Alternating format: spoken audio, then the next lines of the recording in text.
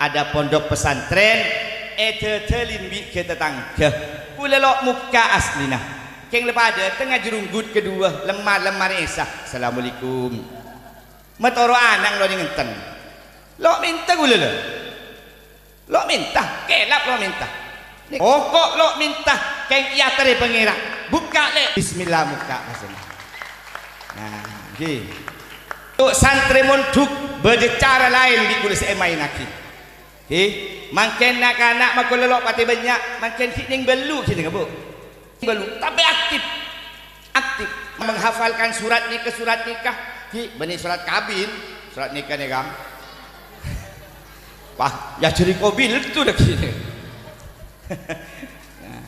kening jajal nih bu anak-anak nih kening jajal nih sepora nah dan kula langsung nerang terang abai anak-anak nih kak monokono enten sebab banyak sedemnya demi keluar aja keluar malah ia terakhir bu kelap ia terakhir sedek sampai lo sedek pokok abad tongkeng itu SMP jadi tepat kalau salah-salah ada hede boleh nah akhirnya kor gelem toro ocak maknyos nih kan nak kita telok 4 5 beda 10 beda banyak luar biasa nih kelap paju nih kan keng lopot sama masuk aki lopot lo begini kan lopot center kan lo beteng paju nu aki masuk.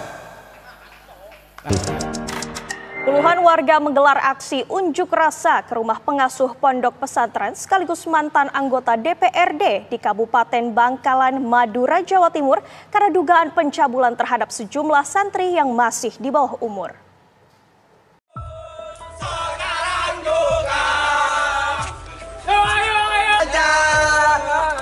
Cepat diproses.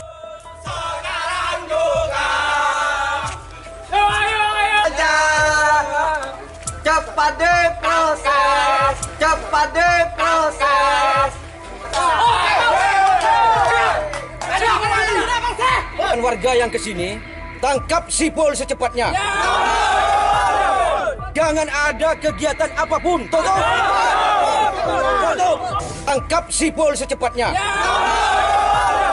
Jangan ada kegiatan apapun, tutup.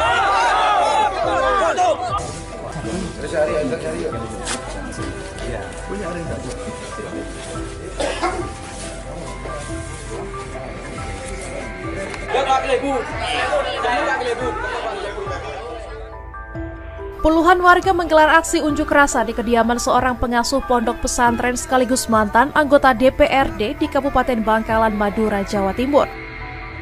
Aksi ini dilakukan karena dugaan tindakan pencabulan yang dilakukan pengasuh tersebut terhadap sejumlah santri putrinya yang masih di bawah umur.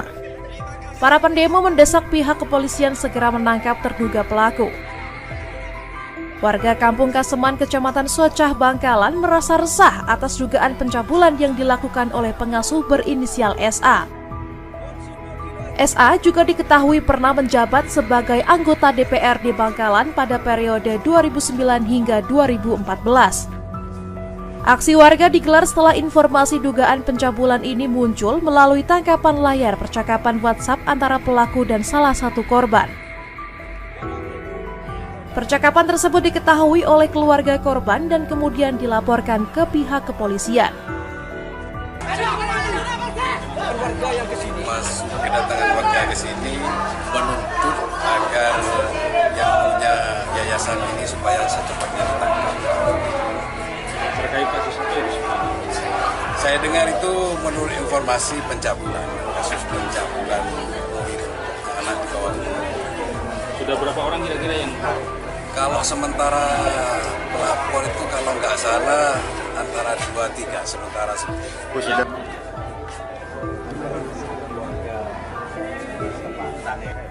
Selain korban yang melapor pertama kali, 3 santri lainnya juga mengaku menjadi korban pencabulan oleh pelaku dan telah melaporkan kejadian tersebut ke polisi.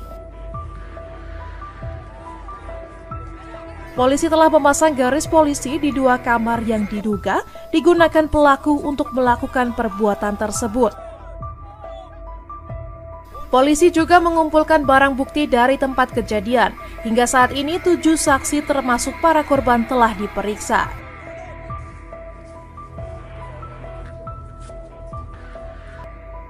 Cuma ada korban yang lain, 1 orang sudah kami periksa, saya keterangan.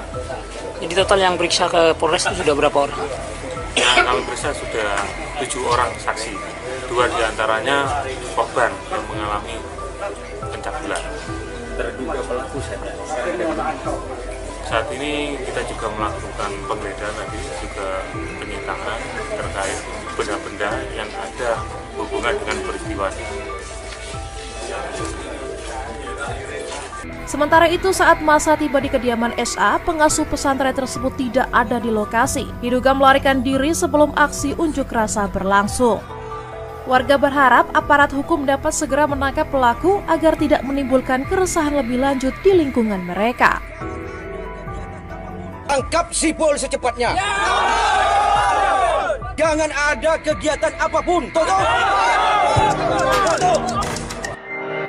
Satreskrim Polres Bangkalan menaikkan status penyelidikan menjadi penyidikan atas perkara dugaan pencabulan oleh pengasuh Ponpes Raudlatul Ulum berinisial SF, 45 tahun, warga Kampung Kaseman, Desa Parseh, Kecamatan Socah. Namun hingga saat ini, SF belum memenuhi panggilan untuk dilakukan pemeriksaan. KBO Satreskrim Polres Bangkalan, Ibtu Herli mengungkapkan, perkembangan dari hasil penyidikan perkara tersebut bahwa hari ini pukul 10 waktu setempat adalah jadwal pemeriksaan terhadap terlapor melalui surat pemeriksaan yang kedua. Sejatinya, lanjut Herli, penyidik unit pelayanan perempuan dan anak Satreskrim Polres Bangkalan telah menaikkan perkara dugaan pencabulan itu dari penyelidikan ke tahap penyidikan sejak tanggal 28 Oktober 2024 lalu. Seperti diketahui, Satreskrim Polres Bangkalan juga telah melakukan serangkaian penggeledahan hingga penyegelan salah satu ruang di Ponpes Raudlatul Ulum pada 31 Oktober 2024 lalu. Namun pihak terlapor SF diketahui tidak ada di tempat. Rangkaian kegiatan penggeledahan hingga penyegelan itu diwarnai dengan aksi unjuk rasa puluhan warga, dengan tuntutan mendesak pihak kepolisian untuk segera menangkap SF.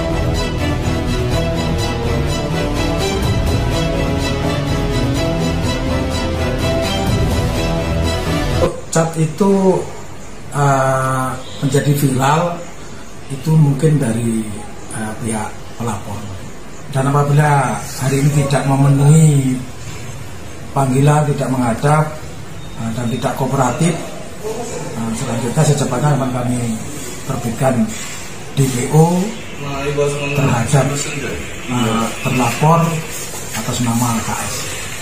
Saksi-saksi sudah ditetapkan oleh penyidik, sudah cukup. Jadi alat bukti sudah terpenuhi, tinggal pemeriksaan terhadap terlapor. Jadi dari lidik sudah sidik nih Pak? Sejak tanggal 28 Oktober sudah dinaikkan ke tahap penyidikan dalam perkara ini. Korban ini menerangkan bahwa kejadian itu antara bulan September, itu kejadian 2 kali. Untuk korban ini tidak ingat hari dan tanggalnya, tapi ingat bulan September 2 kali, dan yang ketiga kali bulan Oktober sekitar tanggal 4. Pelarian terduga asusila siswi 13 tahun, SF, 45 tahun, warga Kampung Kaseman Desa Parseh Kecamatan Socah Kabupaten Bangkalan, berakhir sudah.